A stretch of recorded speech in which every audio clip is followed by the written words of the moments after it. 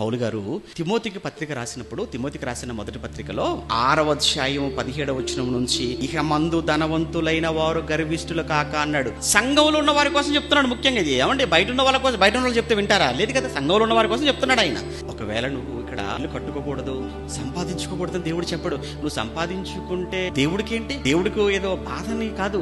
నువ్వు వ్యాపారం చేసి నువ్వు కష్టపడి నువ్వు సంపాదించుకోవటం, పట్టణాలకు వెళ్ళిపోవటం, రాష్ట్రాలకు వెళ్ళిపోవటం, దేశాలకు వెళ్ళిపోవటం, ఇది తప్పని బైబిల్ చెప్పలేదు. కానీ ఏదైనా దేవుణ్ణి ప్రక్కన పెట్టి, దేవుణ్ణి కాదని, దేవుణ్ణి విడిచిపెట్టి నువ్వు ఏది ఆలోచించినా, నువ్వు ఏది చెయ్యాలనుకున్నా అది మాత్రం ముమ్మాటికి ఏమవుతుంది?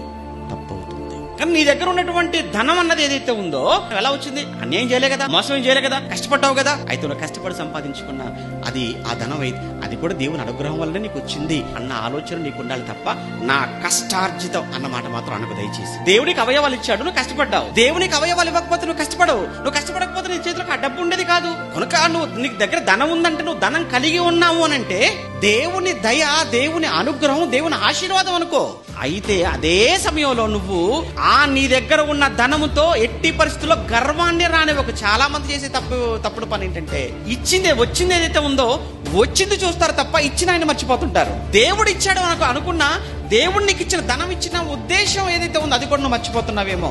దేవుడు నీకు ధనం ఇచ్చాడు అని దేవుణ్ణి మర్చిపోయినా, దేవుడు నీకు ఇచ్చిన ఆ ధనం వెనకాల దేవుని యొక్క ఉద్దేశం ఏంటో అది నీకు అర్థం కాకపోయినా మళ్ళా నువ్వు తప్పు చేసినట్లే.